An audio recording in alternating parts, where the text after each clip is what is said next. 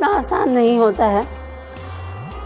गर्म तलवार या गर्म घी, तलवार की उपमा तो, तलवार की धार तो ऐसे ही बहुत जानलेवा होती है।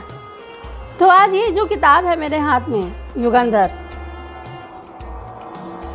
एक ऐसे पौराणिक चरित्र को लेकर लिखी गई पुस्तक जिन पे बात करने से पहले भी शायद आलोचकों को, लेखकों को सोचना पड़ता होगा, क्योंकि यह जो चरित्र हैं, जो श्री कृष्ण का चरित्र है, वो सीधे जनमानस की आस्था से जुड़ा हुआ चरित्र है। एक खास अवधारणा लेकर भारतीय जनमानस चलता है और उसमें जरा से भी छेड़छाड़ वो बर्दाश्त नहीं कर पाता, क्योंकि उसने उसे ईश्वर के रूप में देखा है। परंतु ईश्वर जब धरती पर आते हैं, जब वो धरती पर अवतरित होते हैं, तो उन्हें मनुष्यों सा जीवन जीना पड़ता है, मनुष्यों की तरह भावनाओं को लेकर जीना पड़ता है। और जब आप ये पुस्तक पढ़ेंगे तो आपको ये बात समझ में आएगी। किताब बहुत मोटी है, इसलिए बहुत पूरी तरह व्याख्या करना शायद संभव ना हो, लेकिन एक जो विचार है, जो कि आप इसके बारे में अगर जानेंगे तो ये आपको पुस्तक पढ़ने में, समझने में शायद मदद करे। तो ये जो किताब है युगंधर, शिवाजी सावंत, जो मराठी साहित्य का जाना माना नाम है, उन्होंने लिखी है। काफ़ी सराही गई पुस्तक है और ये किताब सिर्फ आख्यानों पर आधारित नहीं है, इसमें इतिहास और आख्यान का अद्भुत समावेश है। मैंने समीक्षा इस किताब की है। समीक्षा मैंने शुभजिता में भी डाली है, इसको आपके लिए फिर मैं ला दूंगी। लेकिन फ़िलहाल इस किताब पे आज मैं जो बात करूंगी वो परिचयात्मक ही होगी, और कुछ एक अंश जो है किताब में मैं आपको वो पढ़ के सुनाऊंगी। तो युगंधर का जो ये जो प्रारूप है, जो कि ये जो किताब मेरे हाथ में है, वह मराठी में नहीं है, वो हिंदी अनुवाद है। और ये हिंदी अनुवाद किया है मृणालिनी शिवाजी सावंत। हालांकि लेखक ने अपनी ओर से बहुत तटस्थ रहने का प्रयास किया है, लेकिन अपना भक्ति भाव वो छिपा नहीं पाते हैं, वो हमेशा ही रहता है। वो लेखक के और एक साधक, वो दोनों साथ साथ इस किताब में चलते हैं।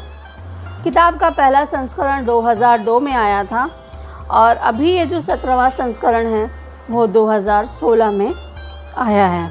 मतलब 1 3 4 5 6 7 8 9 10वां संस्करण मेरे हाथ में है। भारतीय ज्ञानपीठ ने इसे छापा है। पुस्तक अमेज़न पे भी उपलब्ध है। और जिन्होंने शिवाजी सावंत का चित्र नहीं देखा वो देख लें।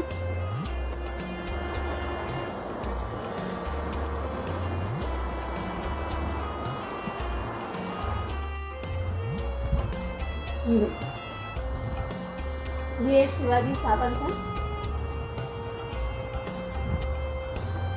पुस्तक का जो आकर्षक जो आवरण है, ये देखिए। अब इस पुस्तक में से कुछ अंश जो मुझे लगा कि मैं आपके साथ साझा कर सकती हूँ, मैंने उसे पढ़ने का विचार अपनाया है, तो मैं उसे कुछ अंशों को आपके सामने पढ़कर सुनाना चाहूँगी। वो अंश मैंने अलग करके रखे हुए हैं। दरअसल किसी किताब को समझना हो तो आप संपूर्णता से पूरी किताब नहीं पढ़े तो कुछ एक अंश समझ के आ जाता है आपको कि ये पुस्तक किस दिशा में जा रही है। तो मैं ये जो है ये कुछ अंश आपके सामने पढ़ना चाहूँगी। शुरुआत मैं फ्लैग से करती हूँ। ये देखिए, युगंधर श्री कृष्ण अर्थात हजारों वर्षों से व्यक्त एवं अव्यक्त रूप से भारतीय जनमानस में व्याप्त एक कालजयी चरित्र, एक युग पुरुष। श्री कृष्ण चरित्र के अधिकृत संदर्भ मुख्यतः श्रीमद् भागवत, महाभारत, हरिवंश और कुछ पुराणों में मिलते हैं। इन सब ग्रंथों में पिछले हजारों वर्षों से श्री कृष्ण चरित्र पर सापेक्ष विचारों की मनगढ़ंत परतें चढ़ती रहीं। यह सब अज्ञानवश उन्हें एक चमत्कारी व्यक्तित्व बनाने के कारण हुआ। फलतः आज श्री कृष्ण वास्तविकता से सैकड़ों योजन दूर हैं। श्री कृष्ण शब्द ही भारतीय जीवन प्रणाली का अनन्य उद्गार है। आकाश में तपता सूर्य जिस प्रकार कभी पुराना नहीं हो सकता, उसी प्रकार महाभारत कथा का मेरुदंड यह तत्वज्ञ वीर भी कभी भारतीय मानस पटल से विस्मृत नहीं किया जा सकता। जन्मता ही दुर्लभ रंगसूत्र प्राप्त होने के कारण कृष्ण के जीवन चरित्र में भारत को नित्य नूतन और उन्मेषशाली बनाने की भरपूर क्षमता है। श्री कृष्ण जीवन के मूल संदर्भों की तोड़ मरोड़ किए बिना क्या उनके युगंधर रूप को देखा जा सकता है? क्या उनके स्वच्छ नील वर्ण जीवन सरोवर का दर्शन किया जा सकता है? क्या गीता में उन्होंने भिन्न भिन्न योगों का मात्र निरूपण किया है? सच तो यह है कि श्री कृष्ण के जीवन सरोवर पर छाए शैवाल को तार्किक सजगता से हटाने पर ही उनके युगंधर रूप के दर्शन हो सकते हैं। किताब के शुरुआत में लेखक ने बताया है कि किन किन चरित्रों को उन्होंने किन किन रूपों में लिया है और किस रूप में उनको रखने की कोशिश की है या उनको रखा है। लगभग वो हर एक प्रश्न का उत्तर देने का प्रयास करते हैं। जैसा कि पृष्ठ नंबर 14 पे आपको दिखेगा राधा के बारे में। राधा का युगंधर में क्या किया गया? राधा की व्यक्ति रेखा श्री कृष्ण चरित्र से कब चिपक गई? 15वीं सदी में कवि जयदेव की अत्यंत जनप्रिय श्रृंगार रस प्रधान रसीले खंड काव्य गीत गोविंद से उसने श्री कृष्ण चरित्र में प्रवेश किया। लेकिन अगले ही पेज पर पेज 15 पर जब आप जाते हैं तो सावन जी कुछ इस प्रकार ये कहते हैं। बड़ी खोजबीन के बाद राधा शब्द का जो अर्थ मुझे मिला, उससे मेरे अंदर का साहित्यकार रोमांचित हो उठा। आज भी मैं उस क्षण को भूल नहीं पाता। राधा संयुक्त शब्द है। रा धन धा। रा का अर्थ है प्राप्त हो और धा का अर्थ है मोक्ष मुक्ति। राधा अर्थात मोक्ष प्राप्ति के लिए व्याकुल जीव। इस शब्दार्थ से मेरा संपूर्ण चिंतन मूल से आलोड़ित हो उठा। अपने लेखन से हटाई राधा अपने आप प्रबल आवेग से मेरे मन की गुफा में प्रवेश करने लगी। राधा के बारे में यहाँ है, जिन चीज़ों को आप नहीं जानते हैं और जिन चीज़ों की जानकारी आपको मिलेगी वो ये कि श्री कृष्ण की 2 ही बहनें मानी गई हैं, लेकिन उनकी एक तीसरी बहन भी थी। 2 बहनें जो मानी गई हैं वो सुभद्रा और मानस भगिनी द्रौपदी। लेकिन द्रौपदी को श्री कृष्ण की सखी भी माना जाता है और इसी रूप में देखा भी गया है।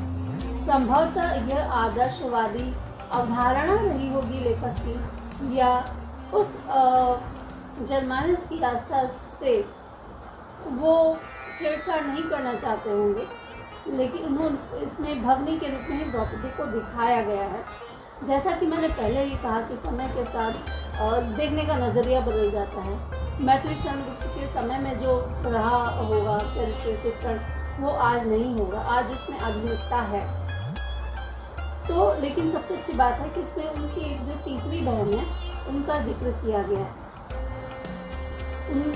जो अनुलेख के घने अंधेरे में छिपी हुई है। वह है नंद यशोदा की पुत्री एकानंदा, कृष्ण की गोप भगिनी एका। यहाँ उसे सीमित परंतु उचित साहित्यिक दृष्टि से लिया गया। अब ये प्रश्न उठना चाहिए कि आखिर क्या दिक्कत क्या है लेखकों को, कवियों को, साहित्यकारों को स्त्री चरित्रों से। मैंने कहीं पढ़ा कि कृष्ण की एक पुत्री भी थी, चारुमती की। और आप जरा सा संयोग या युक्ति से सोचिए, क्या ये संभव है कि हमेशा ही किसी को बेटे बेटे बेटे बेटे ही होते रहे? लेकिन ये लेखक का अपना चयन होगा या पितृसत्तात्मक समाज की नियमावली जिसमें स्त्रियों को, उनकी बातों को, उनके चरित्रों को हाशिए पर डाला जाता। बहरहाल ये बातें फिर कभी, लेकिन इस समय तो लेखक को साधुवाद देना चाहिए कि उन्होंने एकानंगा को जगह दी। कम से कम जानने को मिला कि कृष्ण के 3 बहनें थी, 2 नहीं। अब मैं सीधे किताब 936 पढ़ने की हूँ। विशालकाय है, बृहदाकार है। अब मैं सीधे 934 पृष्ठ पर मैं आ रही हूँ। भैया, वास्तव में आप कौन थे? क्या आपको जन्म देने वाली बड़ी माँ को, देवकी माता को वह कभी ज्ञात हुआ? छोटी माँ रोहिणी माता क्या कभी यह जान पाई?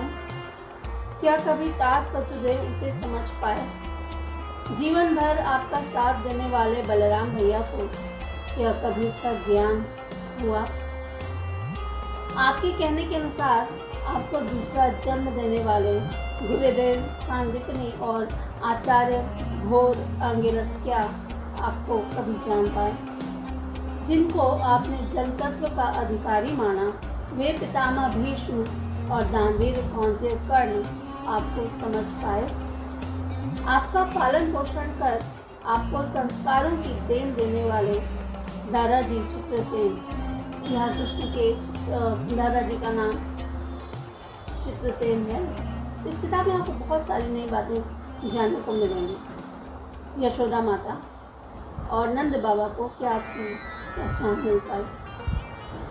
आपका निरंतर स्मरण होता रहे, इसलिए परमात्मा से दुख की मांग करने वाली कुंती बुआ को क्या आपके वास्तविक स्वरूप का ज्ञान हुआ? क्या कौरव माता गांधारी देवी के कठोर शाप से आप समाप्त होंगे? ऐसे बहुत सारे प्रश्न हैं।